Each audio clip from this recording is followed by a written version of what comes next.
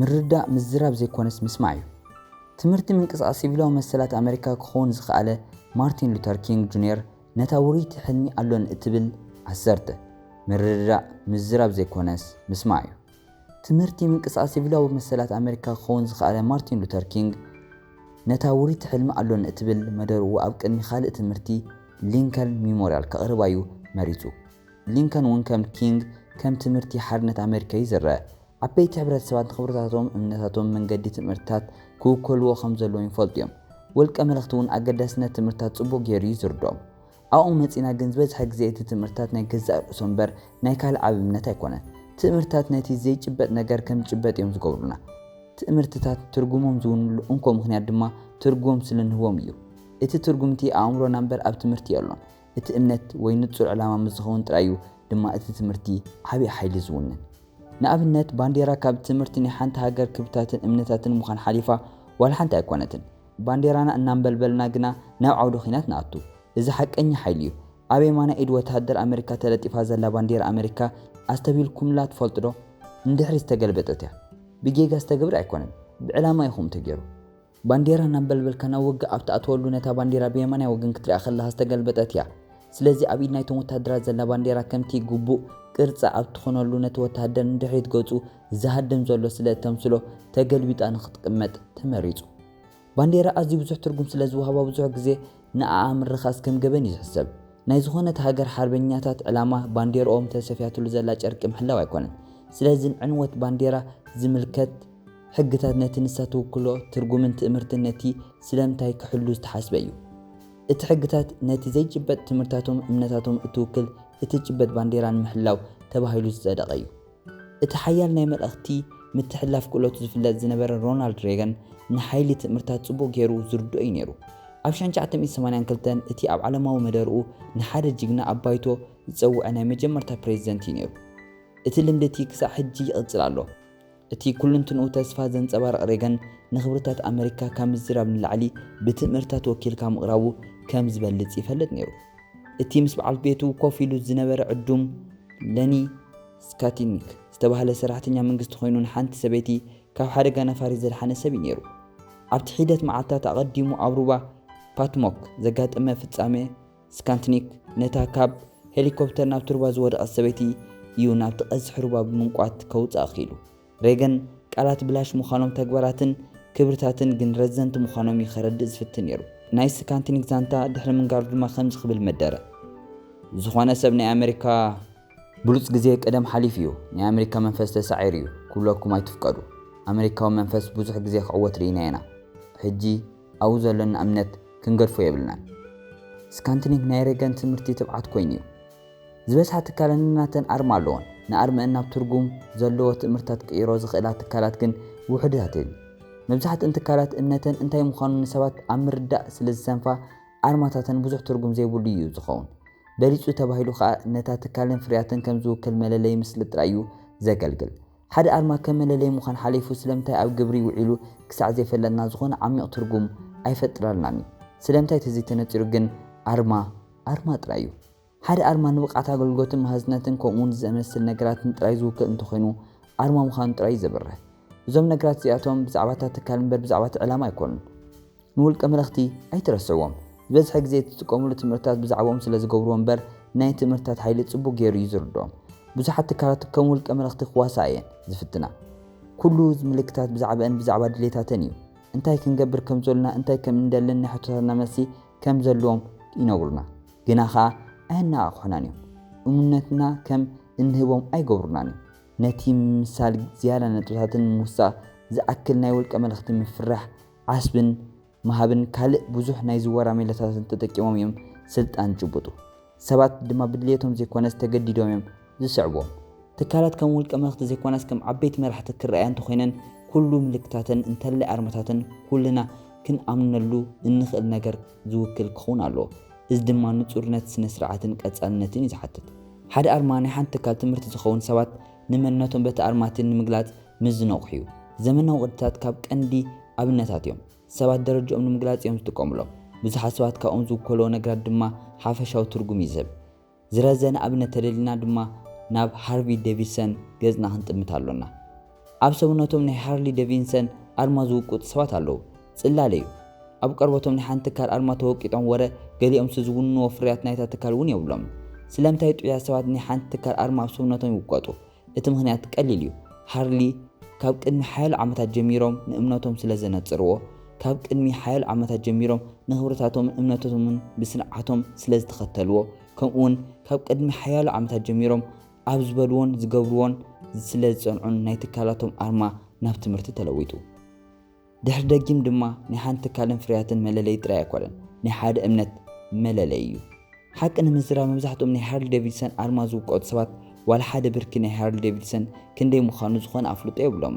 ብዛዕባ እቲ ዝሓለፈ ሰሙን ኣብ ምሕደራ ናይ ትካል ዝተፈጥረ ቁርቅስ ዋላ ሓንቲ ኣፍልጦ የብሎም ናይ ሃርሊ ኣርማ ንሃርሊ ዘይኮነስ ናይ ገዛእ ርእሶም ክብርታት እዩ ዝውክል እቲ ኣርማትን ድሕሪ ደጊም ብዛዕባ ሃርሊ ዴቪድሰን ዘይኮነ ብዛዕባኦም እዩ ናይ ቅድም ኣባል ሰራዊት ኣሜሪካ ዝነበረ ኣብዚ ግዜ ድማ ኣብ ሓንቲ ናይ ካሊፎርኒያ ቤት ትምህርቲ መሸጣ ሃርሊ ዴቪድሰን ከም ዋና ኣካያዲ ስራሕ ዝዓይ ዘሎ ራንዲ ፎውለር ኣብ ጸጋማይ ቅልጽሙ ናይ ሃርሊ ዴቪድሰን ዓባይ ውቃጦ ኣትላቶ መን ምዃነ እዩ ዘመልክት ብቐንዱኻ ኣሜሪካዊ ምዃነ እዩ ዝብል ሕጂ ዓሚልን ትካልን ሓደ ኮይኖም ሃርሊ ዴቪድሰን ኣብ ህይወት ሰባት ትርጉም ኣለዎ ምክንያቱ ኣብ ናይ ሃርሊ ዴቪድሰን ስለምንታይ ዝኣምኑ ሰባት ትርጉም ህይወቶም ንክገልጹ ይሕግዞም እዩ ሃርሊ ዴቪድሰን ሳላ ዘርአዮ ንጹርነትን ስርዓትን ቀጻልነትን እቶም ዘይድግፎ ከይተረፉ ትምህርቶም እንታይ ማለት ምዃኑ ይፈልጡ እዮም ስለዚ ኢና ድማ ዝኾነ ናይ ሃርሊ ዴቪድሰን ኣርማ ኣብ ቅልጽሙ ዝተወቀጠ ሰብ ናብ እንዳ መስተ ክኣቱ ከሎ እልይ ንብለሉ ከም ትምህርታት እንጥቀመሎም እንኽእል ነገራት ግን ናይ ትካላት ኣርማታት ጥራይ ኣይኮኑ ትምህርታት ጭቡጡ ውካላታት ናይ ንጹርነት ክብርታትን እምነታትን እዮም ንኣብነት ኢራቃውያን ነፃውዕቶም ብቐለም ምጽያቕ ሓሳባቶም ገልጹ ፈቲኖም ነይሮም እዚ ተግባር እዚ ድማ ትምህርቲ ሓድሽ ምጅማር ኮይኑሎም በዓል ክልተ ደርቢ ኣውቶቡስ ለንደን ወይ ከዓ ናይ ሓላዊ ከብቲ ካውቦይ ቆቢዕ ንናይ ሃገረን ትምህርታት እየን መብዛሕትአን ሃገራት ንወለዶታት ዝኽስክሶ ዝደጋግሞን ባህሊ ስለ ዘለዎን ግን ሃገራዊ ትምህርታት ምስራት ዝቀሊል እዩ ናይ ትምህርታት ትርጉም ዝውስኑ ትካላት ወይ ተቋማት ዘይኮኑስ ካብቲ መጉልሒ ድምፂ ወፃኢ ኮይኖም ኣብቲ ሕንፍሽ ዝበለ ዕዳጋ ዝርከቡ ጉጅለ እዮም ጓኖት ኣብቲ ዝሪእዎን ሰምዕዎን ነገራት ጥራይ ተመርኪሶም ሓንቲ እዋም እንታይ ከም ተኣምንን ብንጹርነትን ብቐጻልነት ክርድኡ እንተኽኢሎም እዩ እቲ ኣርማቲ ትርጉም ክሕዝ ዝጅምር ሓደ ናይ መጉልሒ ድምፂ ኣድማዕነት ክፍትነሉ እንኽእል ዝበለጸ መንገዲ ድማ እዚ እዩ ንጹርነት ናብ ምልእቲ ተቋም ኣስፋፊሑ ኣብ ኩሉ ቦታታት ተተካልትያ ዝፍሪ ነገራት ክርአ እንተኽኢሉ ማለት እዩ ናብታ ኣብ መጀመርታ ናይ ምዕራፍ 9 ዝተቐስነያ ኣፕል ሰርሕዋ 1984 ዝተባህለት መዋዕውዒ ተመለሱ ነታ ሪኢኹሞ ትፈልጡ እታ መዋዕውዒት ብዛዕባ ኣፕልን ፍርያትን ከም ተሓስቡ ጌራትኩም ዶ ወይስ ነቲ እትፈጥረልኩም ጦብላሕታት ጥራይኹም ፈቲንኩሞ ወይስ እታ ፍሉይ ሕሳብ ቲንክ ዲፈረንት ትብል ዘረባ ተዛርበኩም ዘላ ኮይኑ ተሰሚዕኩም ብነፍስኻ ማ ክትፈቱ እንተኾንካ ነታ መዋዕውዒት እቲኣ ፈቲኻያ ክትከውን ትኽእል ኢኻ ዋላ እውን ክትሪኣ ከለኻ ፍሉይ ስምዒት ይስማዓካ ነይሩ ይኸውን እዩ እዚ ድማ እቲ ስለምንታይ ምስ ውሽጥኻ ወይ ምስቲ ጨንፈራዊ ክፋል ሓንጎልካ ይረኸብኩም ዘሎ ዘረጋግጽ እዩ እዛ መዋዕውዒት እዚኣ ናይ ኣፕል ምዃና ድሕሪ ምፍላጥካ ፋልማይካ ዲኻ ዓስራይካ ብዘየገድስ ናይ ኣፕል ፍርያት ክትዕድግ ደፋፊኣትካ ትኸውን እያ እታ መዋዕውዒት እቲኣ ከም ናይ ኩሉ ናይ ኣፕል መዋዕውዒታት ሓንቲ ካብተን ኣፕል ዝበልዎን ዝገብርዎን ነገራት ዝድርዑ እያ ምስቲ ከም ዝለብስዎ እትንፈልጦ ንጹር እምነት ዝሳነ እዩ ናይ ኣፕል ፈታዊ ዘይኮንካ ክንስኻ እታ መዋዕውዒት እቲኣ ንውሽጥኻ እንተ ፈትያ ረኺባትካ ነቲ ፍሉይ ሓሳብ ዝብል ሓሳብ ፈቲኻዮ ኣለኻ ማለት እዩ ናይታ መዋዕውዒት እቲኣ መልእኽቲ ኣፕል ዛንቶኦም ንምንጋር ካብ ዝጥቀሙሉ ነገራት ሓደ እዩ ሓደ ካብቲ ናቶም ስለምንታይ ዝኸውን እንታይ እዩ በዚ ምክንያት እዚ ድማ ብዛዕባ ዝተወሰነት መዋዕውዒት ናይ ብሓቂ ውሽጢ ረኺባትን እንብል ናይ ብሓቂ ንዓኻ ዘይኮነት ነቲ መዋዕውዒ ዝንዝርኣዩ ሚልዮናት ሰባት እያ ተዛርቦም ዘላ ውሽጢ ረኺባትን ክንብል ከለና ኪኖዚ ኩሉ ሕንፍሽፍሽን ጫውጫውታን ዘረብኣ ክንሰምዖ ክኢለ ንብል ኣለና ማለት እዩ ክሰምዖ ክኢለ የሞ ክሰምዖ እየ ማለትና እዩ ካብ መጉልሒ ድምፂ ዝቃላሕ መልእኽቲ ድማ ከምዚ ዝበለ እዩ ካብቲ ኩሉቲ ካብ ታሕተዋይ ክፋል ናይቲ መጉልሒ ድምፂ ዝወፅእ ነገራት ነታ ትካል እንታይ ከም ተኣምን ንምግላጽ ዘገልግላ ኣገባብ ክኸውን ይኽእል እዩ ሓንቲ ትካል ብእትብሎን ትገብሮን ነገራት እያ ትዛረብ ምንጪ ኣታዊኣ ፍርያታን ወይ ኣገልግሎታን ስለ ዝኾነ ኣዝዩ ዓብዪ ኣተኩሮ ኣብኡ ዝገብራ ትካላት ኣዝየን ብዙሓት እየን እንተኾነ ግን ሰባት ኣብ ምዝራብ ማዕረ ተራ ዝፃወት ካልእ ብዙሕ ነገራት ኣብ ታሕተዋይ ክፋል ናይቲ መጉልሒ ድምፂ ኣሎ ዋላ እኳ ፍርያት ዕዳጋ ክፈጥሩልካ ዝኽእሉ እንትኾኑ ነንበይኖም ግን እሙንነት ክምስርቱ ኣይክእሉን እዮም ሓንቲ ትካል ኣብቶም ዓማዊላ ዘይኮኑ ሰባት ከይተረፈት እሙንነት ከተሕድር ትኽእል እያ ንኣብነት ኣነ ዝኾነ ናይ ኣፕል ዓዲ ገዘይ ፈለጥ ክንሰይ ነዊሕ ግዜ ብዛዕባ ኣፕል ጽቡቕ ክዛረብ نيرة بزعباتهم بزحات فريات زعدو كلهم كالوت تكالات كمبيوتر كا أقواناتهم نوركو أبل وينهم وزلو أمنت كرهوز خالو سالا نصرناتهم من السنة سرعاتهم من كاتسالناتهم تكال زي كونس بعوتا نصرناتن ززارب مقلوح دمزي خانصوم خالومي عورا سعبتي كم زلوهم يزارب توم عبالات كأسعبتي ستيف مخانومي زرب زغول ناداتات يخون من نعاسات جن كالو سوات نعلام كم تقبلهم علام كم زقبرون زملكتيو كيلاتات نفرياتهم وعيتاتهم كم حد عينة النابرة كتقصوا خلونا تفتوتي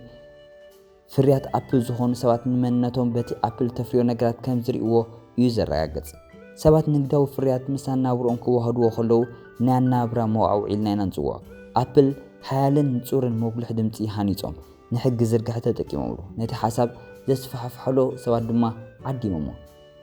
نتا تكال كولو زي كونجن نجزا رؤسهم كولو يوم ጎሰጓሳቶም ሽርክነታቶም ከይተርፈ ከም ዝጭበጥ መርትዖ ናይቲ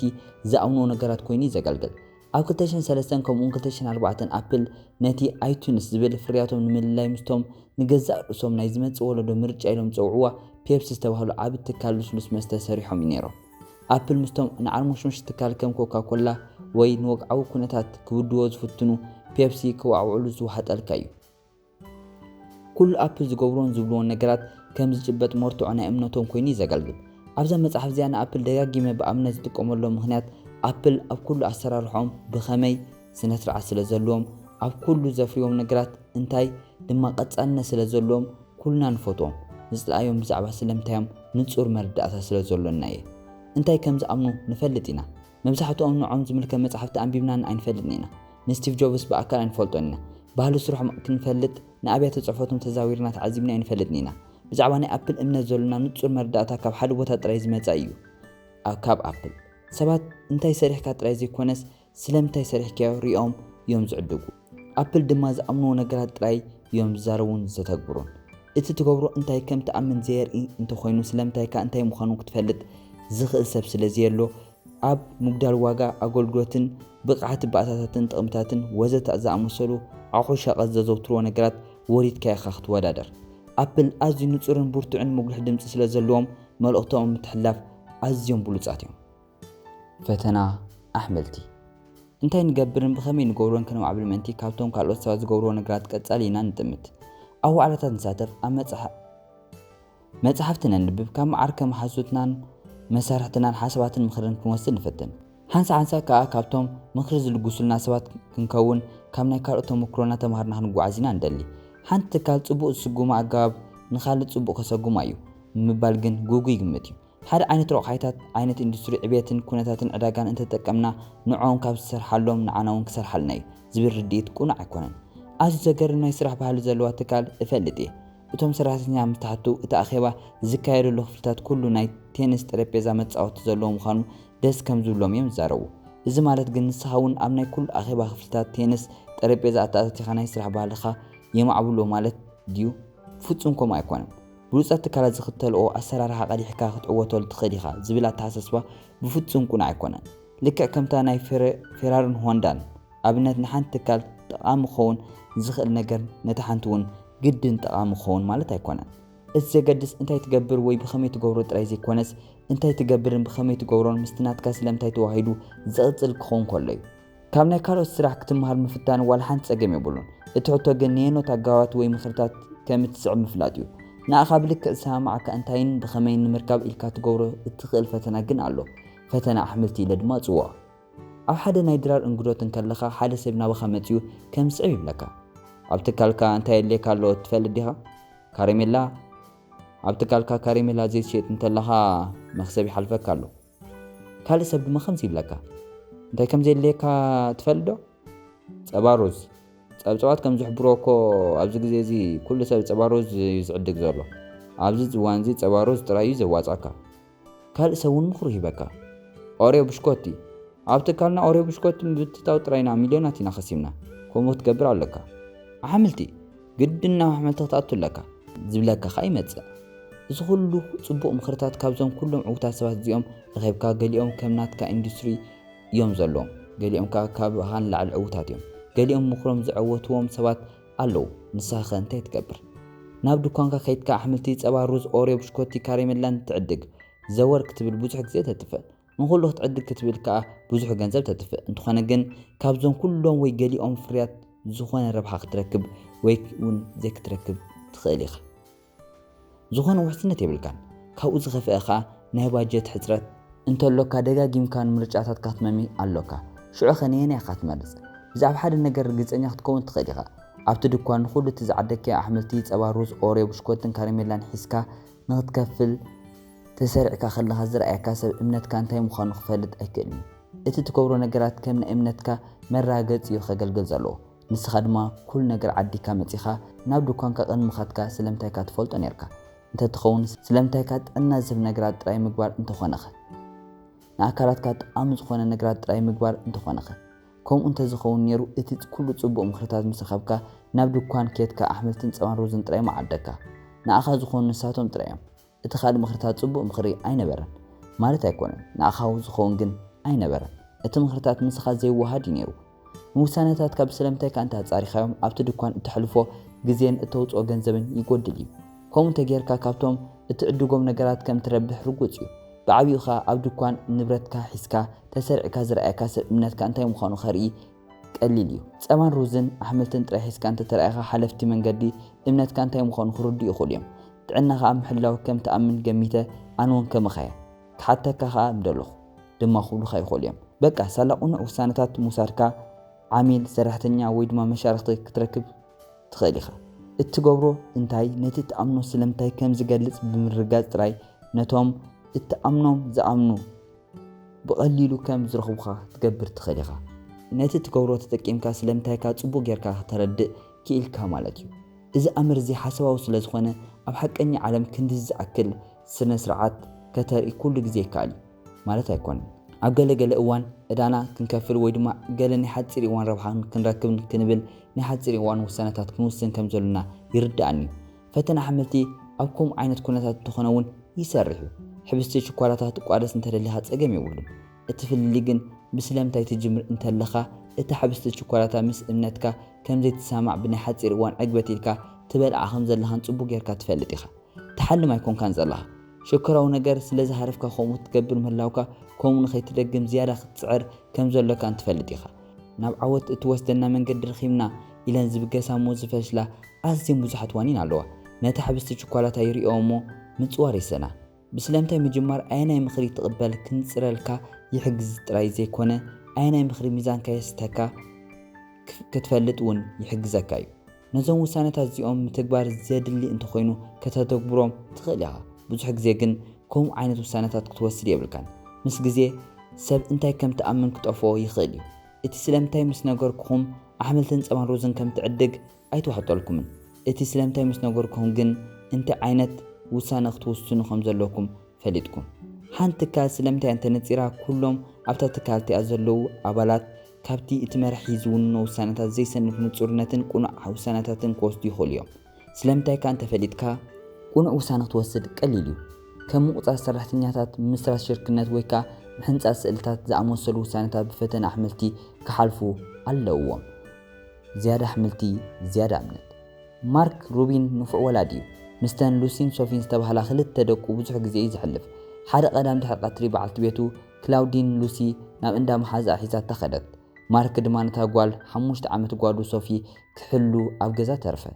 مارك قرط دخيمو سلاز نبر اب صوفا خوفيلو كزا نمبر مسقالو انتاش عجزيو غزا تصوت هيدلين سلازم صوفي تلفزيون غير خزاناقع حسبه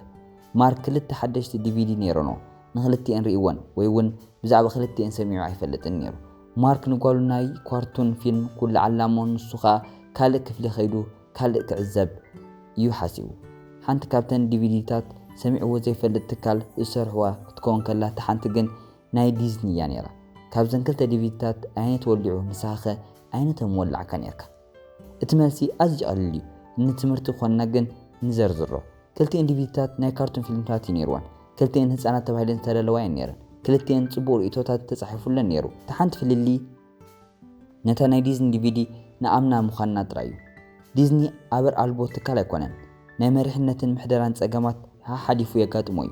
ناي بركتاتن واغا حانسا ينقوتيو وترو خستات مستمسرتولمي مستن نول ستريت كحغوساس فتنا خفات ኮርፖሬሽናት ዝፅውፅዎ ብዙሓት ሰባት ድማ ኣለዉ ስለምንታይ ዳኣ ንኣምኖ ዲዝኒ ንጹር ስለምንታይ ሒዞም እዮም ዝሰርሑ ናይ ህልውንኦም ዕላማ ንኹሉ ኣባላት ስድራቤት ዘዘናግዕ ጥሩይ መዘናግዒታት ምፍራይ እዩ ዝገብርዎ ዘበል ድማ ነዚ ምስክር እዩ ዲዝኒ ንኣምነሉ ምክንያት እምነቶም እንታይ ምዃኑ ንፈልጥ ምዃንና እዩ ንፈተና ሓምልቲ ሓሊፎም እዮም ዲዝኒ ኣብ ኩሉ ዝብልዎን ዝገብርዎን ነዊሕ ዓመታት ስለ ዘጽንዑ ወለዲን ደቆም ናይ ዲዝኒ ትሕዝቶታት ከርእዎም ኣይዋላወሉን እዮም ስለዚ ድማ ፍርያት ብቕዓት ዘረኽብ የብሉን እዚ መገታዊ ኣይኮነን መንገዲ ኣየር ሳውዝ ወሰት ንፈተና ሓምልቲ ሓሊፎም እዮም እቲ ትካል ነዊሕ ግዜ ኣብ ኩሉ ዝገብሮ ቀጻልነት ብምርኣዩ ካብኡ እንታይ ከም ንጽበ ዳርጋ ጽቡቕ ጌርና ንፈልጥ ኢና ንኣብነት እታ መንገዲ ኣየር ተሳፈርቲ ኣብ ዝደልይዎ መናብር ክቕመጡ ዝኽእል ኣገልግሎት ተቕርብ እዚ ድማ ካብቲ ኣብ ናጽነት ናይ ሰባት ከም ዝኣምኑ ከርእይዎ ዝገብርዎ ነገራት እዩ እንተራ ሰብ ዝገልግሉን ኣብ ናይ ኩሉ ሰብ ማዕድነት ዝኣምኑ ትካል ደርባዊ ቅርጺ ክህልዎም ኣይሕሰብን እዩ መንገዲ ኣየር ደልታ ወይ ዩናይትድ ወይ ድማ ኮንቲነንታል ከምኡ ክገብራ እንተዝፍትና ብዙሕ ትርጉም ኣይመሃለዎን ምክንያቱ እቲ ዝመረጽከዮ መንበር ምቕማጥ ምስኦም ኣይከይድን እዩ ፈተና ኣሕምልቲ ክጣሓስ ከሎ ናይ በርክንስቶክ ሳንደል ቀለም ሰትየ ማልያ ሰንሰለትን ፎልክስቫገን ቫንን እቶም ናይ ሕብረተሰቦምን ወግዕን ባህልን ዘይክተሉ ሂፒዝ ስሞም ናይ ሰላምን ፍቕርን ከምኡውን ናይ ስጋ ዘይምብላዕ ዕላማታትን ትእምርታትን እዮም ስለዚ ድማ 2004 ትካል ቮልክስቫገን $70,000 ዝዋጋ መጋየፂት መኪና ናብ መሸጣ ምስ ኣቕረቡ ዘይተገረመ ሰብ ኣይነበረን እቶም ትካልቲኦም ምስ ናይ በዓል ሜርሴዲስ ቤንዝን BMWን ኣዝየን ክቡራት መጋየፂ መካይን ክወዳደሩ ብምሕሳብ ፌቶን ዝተባህለ ሓድሽ መኪኖም ምስ ህዝቢ ኣላለይዋ እታ መኪናቲ ኣብ ኢንዱስትሪ መካይን ዓለምና ተራእዩ ዘይፈለጥ ባእታታት ነይርዋ ሕሉፍ ሓሊፍዋ ብኤሌክትሪክ ዝሰርሕ ናይ መድረዚ ኣካላት መሳርሒ ነይርዋ ኮታስ እታ መኪና ኣዝያ ብልጽቲ መኪና እያ ነይራ ኣዝያ ሙሽኡት ኣብ ርእሲ ምዃና ኣብ ጽርግያ ድማ ካብተን ከምኣ ዓይነት መጋየፂ መካይን ኣዝያ ትበልጽ ነበረት ናይ መካይን ገምገምቲ ፈተውዋ እታ መኪናቲኣ በዚ ኩሉ ሓቅታትን ኣዛትን ተደጊፋ ዝኹል ባእታታትን ጥቅምታትን ከምኡን ዓለም ዝዛርብ ጀርመናዊ መሃንደሳ ወይና ክንሳ ዝዓደግዋ ሰባት ኣዝዮም ውሕዳት እዮም ምክንያቱ ቮልክስቫገን ምስቲ ንሕና ንፈልጦ እምነቶም ዘይከይድ ነገር እዮም ገይሮም ቮልክስቫገን ማለት መኪና ህዝቢ ማለት እዩ ኩሉ ሰብ ድማ ቮልክስቫገን ዘፍርየን መካይን ንህዝቢ ኢለን ከም ዝፈርያ ይፈልጥ እዩ ዕላምኦም ንምልባስ ዝጥቀምሉ መንገዲ ተራ ሰባት ንክጥቀምሎን ዝኽእሉ ቡቕዓት ፍርያት መካይን ምፍራይ እዩ ብሰንኪ ሓንቲ ብልጽቲ ፍርያት ግን ሙሉእ ሚዛኖም ሰዓቱ እዚ ከምቲ ደል መጻወቲ MP3 ክዝርግሑ ከለዉ ወይ እውን መንገዲ ኣየር ዩናይትድ ተድሰሚዎ ሕሱር ዘኽፈሊቱ በረራታት ክጅምሩ ከለዉ ኣይነበረን ምክንያቱ ብዛዕባ ናይ ደልን ተድን ስለምታይ እንፈልጦ ነገር ኣይነበረናን ብዛዕባ ስለምታይም ዝኾኑ ኣፍልጦ ስለዘይነበረና ካብቲ ዘፍርይዎ ዝነበሩ ነገራት ዝፍለ ነገር ምስ ኣፍረዩ ክንዕድገሎም ትርጉም ኣይሃበናን ብኣንጻሩ ቮልክስቫገን ንጹር ስለምታይ ኣለዎም እቲ ዘፍርይዎ ነገር እንታይ ምስኦም ዘይከይድ ነይሩ ኣብ ፈተና ሓምልቲ ተሪፎም ቶዮታን ሆንዳን ዘይከም ቮልክስቫገን ነዚ ሓቂ እዚ ኣይሳሕቶን መጋየፂ መኪና ከፍርያ ምስ ወሰና ንሌክሰስን ኣኹራን ዝተባህላ ሓደሽቲ መሕላጋታት መስሪቶም ቶዮታ ንህዝቢ ዝኾና ስሉጣት ምኽፋልን ዘየሸግራ መካይን ብምፍራዮም ዝፍለጡ ዝኾነ ሰብ ናይ ቶዮታ ስም ወይ ኣርማ ንዝተቐበለን መጋየፂ መካይን ልዑል ክፍሊት ከም ዘይከፍል ተረዲዎ ነበረ ነፀገም እዚ ከዓ ሌክሰስ ዝተባህላ መጋየፂ መካይን ብምእታው ፈትሕዎ ሌክሰስ እውን ከም ካልኦት ዓይነት መካይን ቶዮታ እትውክሎ ስለምታይን ክብርታትን ሓደ ዓይነት እዩ ነይሩ እቲ ሓንቲ ፍልሊ ነቲ ዕላማቲ ክውን ንምግባር እንታይ ገይሮም ጥራይ እዩ እቲ ጽቡቕ ነገር ቮልክስቫገን ካብ ገይጎኦም ምሃሮም እዩ ስለምታዮም ድማ ደጊሙ ንጹር ኮይኑ ኣሎ ሓንቲ